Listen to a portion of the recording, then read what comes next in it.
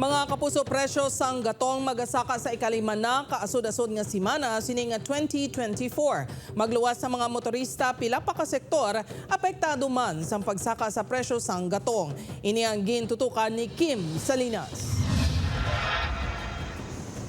Sumugod buwas Pebrero 6, magapatuman sang saka sa presyo ang mga oil company sa pungsod. Kung sariin, 75 centimos ang igasaka sa kada litro sang gasolina, 1 peso and 50 centavos sa litro sang diesel, kag 80 centimos naman sa kerosene.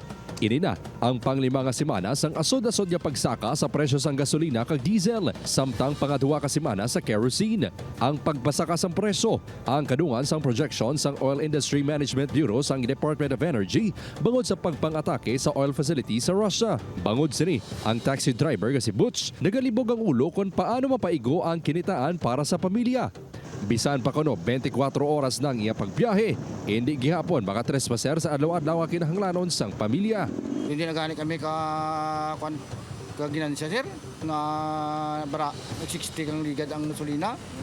Subungan nagsaka naman, mo 24 hours, madala namon ni puli mo ang unit.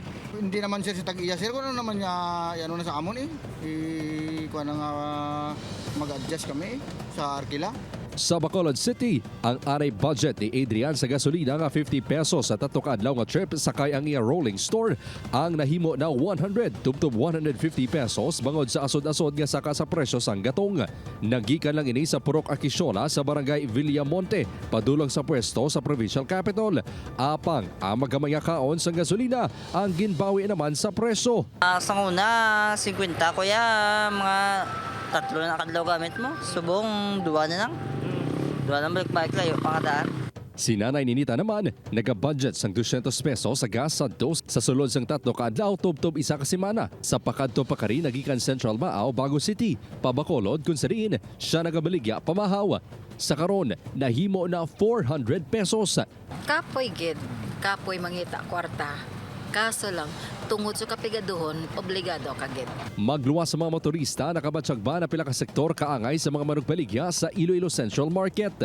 Nagpasaka man sila sang presyo utanon kaangay sang okra, latoy kag patatas. Kung sang nagligad nga semana, makabaligya pa 70 pesos kada kilo sang kamati si Irene. Subong, yara na ini sa 120 pesos.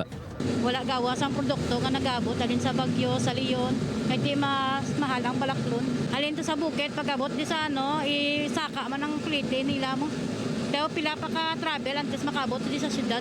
Suno sa pinakauli nga data sa DOE, 4 pesos and 40 centavos ang kabugusan nga saka sang gasolina kada litro subong nga tuig, samtang 2 pesos and 90 centavos sa diesel humalin sang Enero subong nga tuig 2024.